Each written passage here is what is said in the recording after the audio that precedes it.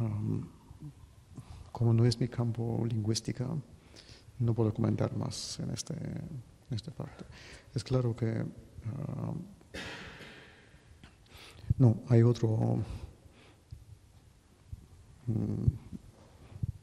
cosa que es conocida. Si tenemos un texto con palabras y cambiamos la orden de letra en la palabra de manera aleatoria, no importa qué permutación, podemos leer el texto sin problemas. Así que si aceptamos es verdad, es un ejemplo de percepción. No creo que tiene que ser diferencia importante entre etiquetar en varios idiomas. Solo que es solo una aproximación. Solo que de verdad me guardo con la pregunta porque puede ser algo muy importante. Así que creo que su pregunta es muy importante así que voy a apuntarlo, no voy a ponerlo en programa de investigación.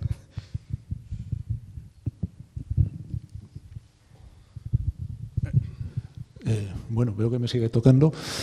Yo lo que me preguntaba también es, cada vez escribimos peor. ¿Eso cómo va a influir en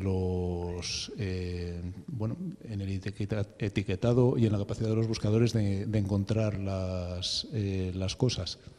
Es otra de las, de las preguntas así que se me van ocurriendo escuchándoos. No sé si a alguien se le ocurre algo al respecto.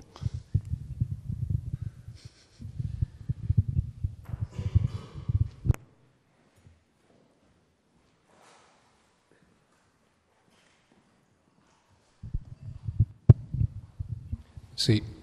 Bueno, yo tampoco soy experto en lingüística, pero bueno, algunas de las cosas que comentas de esto del etiquetado surgen cuando hablaba de las folsonomías y tal, lo que surge es una cosa que se llama semántica emergente, que es que cuando mucha gente etiqueta documentos o datos, entonces a lo mejor si uno pone, no sé, campo y otro pone CAPMO y se equivoca, si al final mucha gente pone eso, o pone campo y campos en plural, al final si se ve que muchos documentos que son el mismo tienen esas dos mismas etiquetas que aunque se parecen muchos salvo algún carácter, pues se puede ver que esas etiquetas se parecen entre sí. Entonces hay un análisis que es bastante reciente, que es un poco el análisis de las folsonomías, que es esa semántica emergente, que es un campo de investigación que es interesante.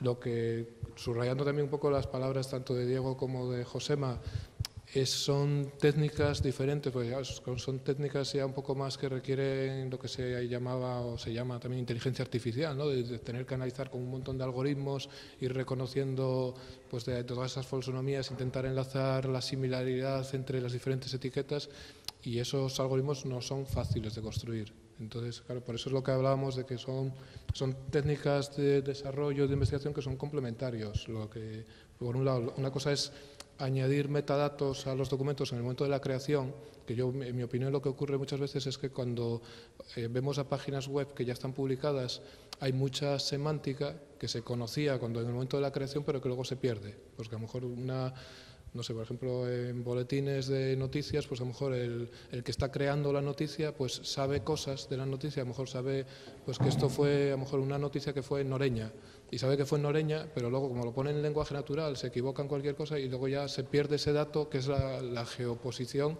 de que es en Noreña. Entonces se pierde en el momento de la creación. ¿Cómo mantener esos datos a la publicación, una vez que están publicados, que se mantengan los datos semánticos, pues eso, que si fue en Noreña, que se fue en una determinada posición geográfica, que luego Google Maps pueda enlazar esa noticia o ese dato?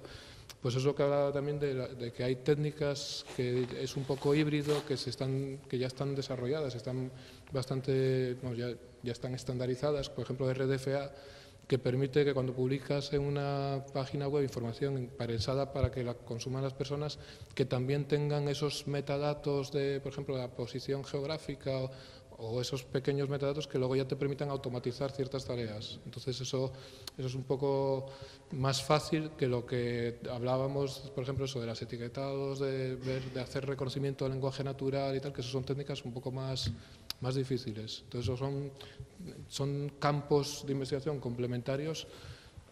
Es interesante, y claro, desde el punto de vista, por ejemplo, de universidad, de investigación, es interesante decir, bueno, pues ahí se pueden incluso hacer tesis doctorales en todas estas cosas, de cómo combinar esas cosas, pero sí que yendo más a cosas pragmáticas, yo creo que, por ejemplo, ahora mismo ya es real que hay técnicas que te permiten publicar los datos añadiéndoles un poco de semántica. Y esas técnicas yo creo que sería recomendable que se emplearan, porque yo creo que un poquito de semántica aporta muchos beneficios. Por ejemplo, se me ocurre, si todos los, por ejemplo, los concejos o simplemente publicaran en sus páginas web su geoposición, pues ya podrían aparecer en Google Maps y podría la gente enlazar, o por ejemplo los hoteles o las casas rurales, ¿no? Por decir algo, que muchas veces aparece publicada la página web, pero luego quieres saber dónde está en determinado sitio y no encuentras la posición geográfica. Entonces yo creo que son campos complementarios y que sí que creo que convendría, no sé si plantearse cómo combinarlos o cómo buscarlo. Claro, yo no sé el resto de los asistentes en la problemática particular que tenéis. Aparece lo que dice Isidro de las páginas de organismos, de ayuntamientos y tal. Lo que decía Fernando es más complicado porque ya son recursos externos. Entonces yo no sé qué otro tipo de problemática tenéis. A mí me gustaría que Iván Aitor, que está todo el día rabilando con open source y con aplicativos, nos diera un poco su visión y qué se está encontrando y qué hay en el mundo en abierto que resuelva o cómo resuelve ese tipo de cosas. Muy buenos días, Antonio. Muchas gracias. Bueno, nosotros, centrándonos en esta parte, en la parte de la gestión documental, todos conocéis el Alfresco, que es uno de los más potentes que hay y que bueno, yo creo que está totalmente desarrollado y es bastante sólido, ¿no? Nosotros trabajamos con él y, como decía antes Isidro, nosotros en la búsqueda de documentos, en principio no tenemos mayores problemas con lo que es el documento, tenemos con el que busca el documento y ese es un problema que luego me gustaría comentar. Nosotros hemos conseguido indexar casi de los documentos que van impresos y que están correctamente, que tengan cierta calidad de impresión, en torno al 90-95% del contenido. Es decir, casi se puede decir que todo, ¿no? Con lo cual, de cualquier folio que nosotros tratamos, indexamos todas las palabras.